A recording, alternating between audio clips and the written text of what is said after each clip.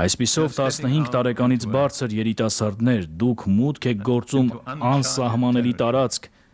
որտեղ չկա մարդկային որևէ քարտեզ, որը ձեզ ցույց կտա, թե որ ճանապարհով գնալ կամ ինչ սպասել։ Սակայն ես հավատում եմ, որ Աստվածաշունչն առաջարկում է խորհուրդ,